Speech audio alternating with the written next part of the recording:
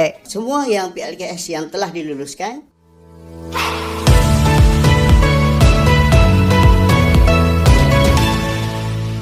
মালয়েশিয়ার অভিবাসন ব্যবস্থায় অনিয়মের মাধ্যমে অনুমোদিত ১৩০৬টি অস্থায়ী কর্মসংস্থান ভিজিট পাস বাতিল করার সিদ্ধান্ত নিয়েছে দেশটির ইমিগ্রেশন বিভাগ জেআইএম।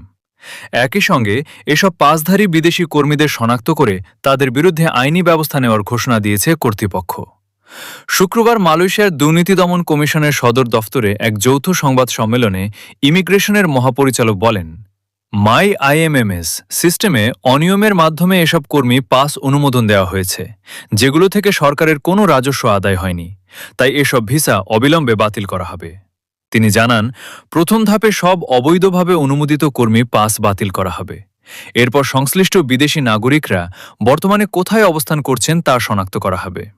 তারা দেশের বিভিন্ন এলাকায় এবং বিভিন্ন খাতে কাজ করছেন, তবে তদন্তের স্বার্থে তাদের অবস্থান এখনই প্রকাশ করা হচ্ছে না, যাতে তারা পালিয়ে যাওয়ার সুযোগ না পান। ওই কর্মকর্তা বলেন, তদন্তে প্রাথমিকভাবে ধারণা করা হচ্ছে ইমিগ্রেশন বিভাগের অভ্যন্তরীণ সহযোগিতা ছাড়া এত বড় জালিয়াতি সম্ভব ছিল না। অভিযুক্তরা বিভাগের কম্পিউটারে বিশেষ ধরনের ডঙ্গল বা ইউএসবি ডিভাইস এবং নির্দিষ্ট সফটওয়্যার ব্যবহার করে প্রশাসনিক অ্যাডমিন আইডির মাধ্যমে ভুয়া অ্যাকাউন্ট তৈরি করেন। এরপর সেই অ্যাকাউন্ট ব্যবহার করে অবৈধভাবে কর্মী ভিসা অনুমোদন দেওয়া হয়।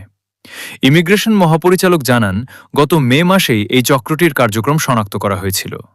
পরে দুর্নীতি দমন কমিশনের সঙ্গে যৌথভাবে অপারেশন স্ক্র্যাপ নামে অভিযান পরিচালনা করে চক্রটিকে ভেঙে দেওয়া হয়। প্রাথমিক তদন্তে জানা গেছে, চক্রটি ২০১১ সালের কর্মী কোটার অপব্যবহার করে কোনো ধরনের লেভি পরিশোধ ছাড়াই ১৩০৬টি ভুয়া অস্থায়ী কর্মসংস্থান ভিজিট পাস ইস্যু করেছে। এতে মালয়েশিয়া সরকারের প্রায় ২৪ লাখ রিঙ্গিত রাজস্ব ক্ষতি হয়েছে বলে জানিয়েছে দুর্নীতি দমন কমিশন।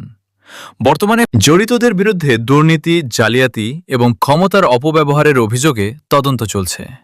নিত্য নতুন নিউজ পেতে চ্যানেলটি সাবস্ক্রাইব করুন, আর যারা ফেসবুক থেকে দেখছেন তারা ফলো দিয়ে সাথে থাকুন।